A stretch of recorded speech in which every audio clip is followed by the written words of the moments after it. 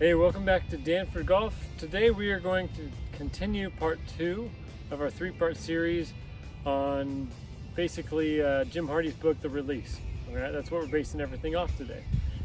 So first video we covered 1 plane and 2 plane swings. All right, if you haven't seen those videos, make sure you go back and watch them. And then today we're going to talk about the 2 different releases that are in the book. All right, the RIT, which is the right arm inward throw. All right, and the LOP, which stands for the left arm outward push. All right, so as always, make sure you subscribe. I hope you like our videos and leave us any comments that you have.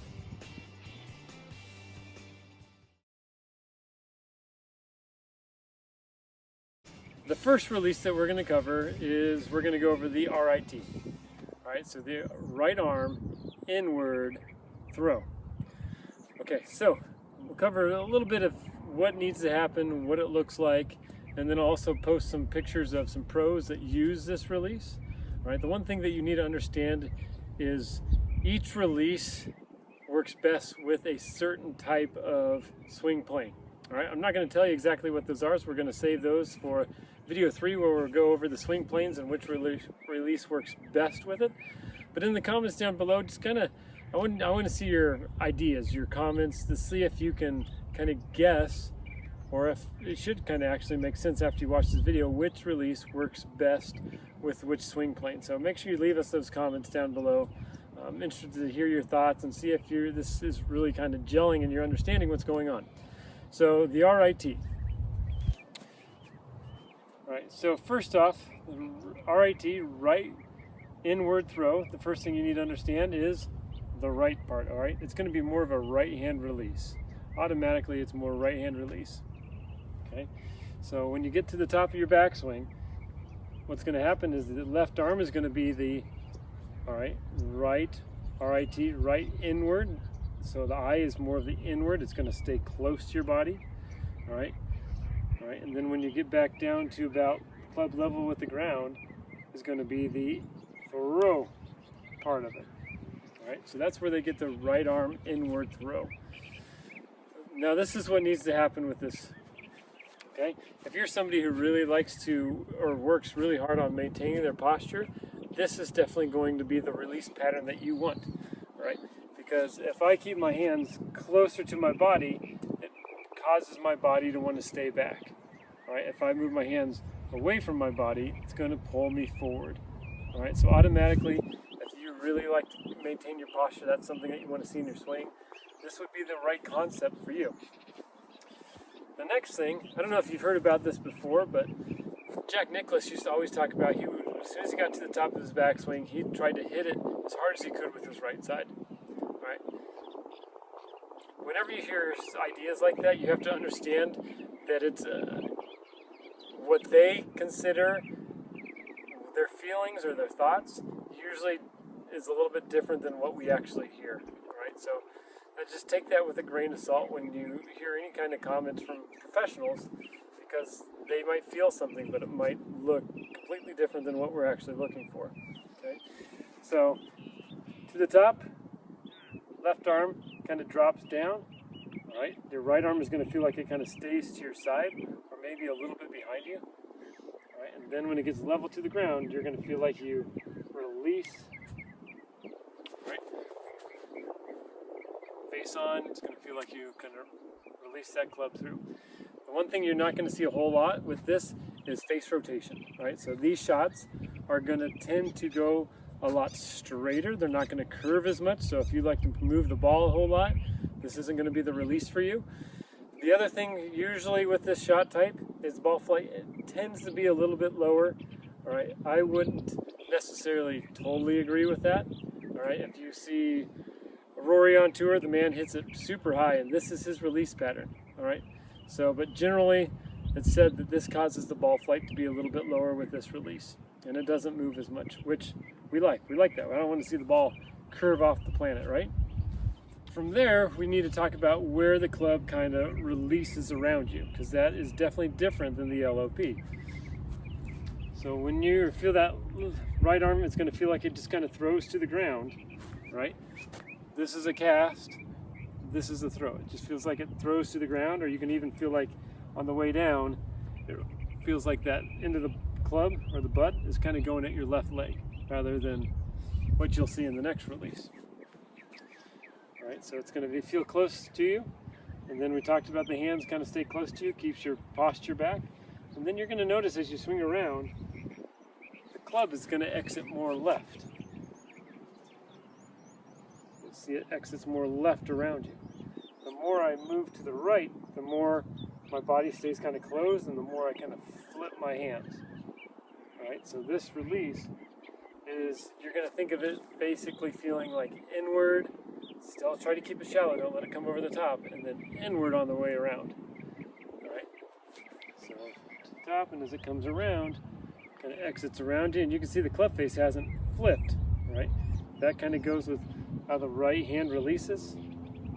Okay, it kind of releases this way versus rolling over a whole bunch. That's why it's said to kind of keep the club face more stable so the ball doesn't move as much. All right, so that is the basic of what the right arm inward throw is, right? Is you just need to understand it's more of a right arm swing.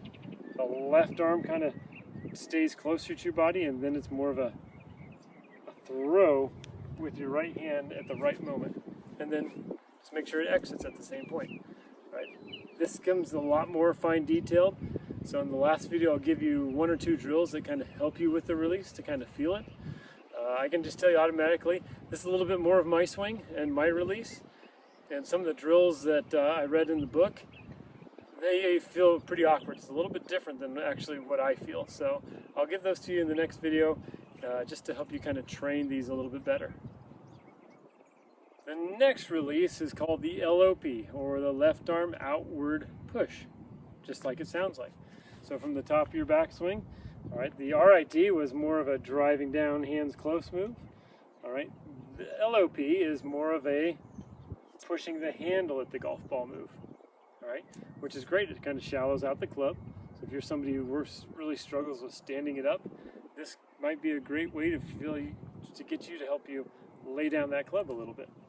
So you're going to get to the top, it's going to feel like it pushes more at the golf ball, right? One thing you're going to see is the face is going to tend to be more open, all right? With the right arm inward throw move, the face tends to be more closed or more square, and it's more of a body rotation move rather than, this is going to be more of a handsy move, okay? So you're going to notice as you come down, you're also going to lose your tush line a little bit, because whenever you push, it's going to pull your hips a little bit closer to it, right? And then you're going to really release your hands. Okay, we talked about the exit point with the last release. With this release, it's going to be a little bit more out in front of you, right? Because if I try to do that same move that I had with the RIT and the hands flipping, everything is going to go dead left, and we're going to really struggle. All right, so this is more of a open face push, kind of slinging around. These types of players tend to hit the ball higher. They tend to move the ball a lot. If you have this release and you're trying to hit it straight, it's going to be a big struggle for you, because with how much face rotation you have to have a plan on how to move the ball. All right. Perfect example is Bubba Watson. The man moves the ball all over the place. The story is when he grew up that he actually would take, I don't know if it was a wiffle ball or a real ball, but his goal was to curve it around his house, and so he would just play around his house. And that's how he kind of learned to curve the golf ball. I don't know if that's true or not, but I hope it is, because that's a really great story if it is. But so if you have this LOP release, you need to understand that you need to be curving the ball. If you're just trying to hit something straight down the middle, it's going to be really hard, because it's hard to come back perfectly square with everything to help you hit it straight. Okay, so you need to understand you need to move the ball. All right. The other thing you got to understand, you're going to lose your tush angle. The club face is going to be a little bit open, and then there's going to be just a lot more hands release with this. This is also considered maybe just a little bit more powerful than the other release. But once again, I mean, there's hundreds of guys on tour who do it each way, and they all hit the ball a long way. So I wouldn't get too caught up in thinking, oh, I better do this release to make sure I hit it far. So that's the basics of basically both releases. LOP is more of a left hand pushing. RIT is more of a right arm pulling down, all right, and releasing, all right. LOP, more open face on the way down. RIT, more closed face on the way down. Ball flight's a little different. One curves more, one curves less. All right. And so remember, next video I'll give you which swing plane goes with which release.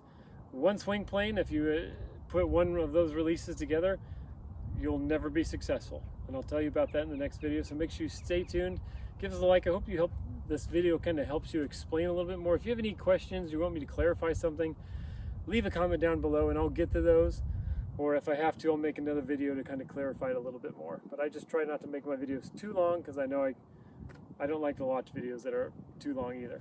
So thanks for watching. Make sure you subscribe and we'll see you back here next week.